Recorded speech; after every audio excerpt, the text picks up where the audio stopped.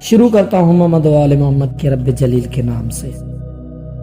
کیا وجہ ہے کہ تمام وحشی جانور اور چڑیا اور درندے وغیرہ ایک دوسرے سے نفرت کرنے لگے؟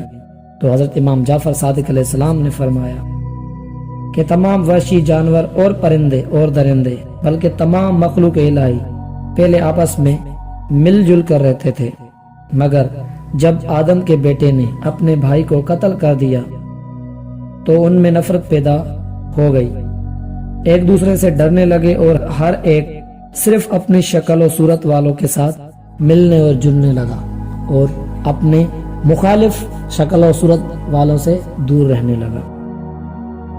اللہم صلی علی محمد و آل محمد۔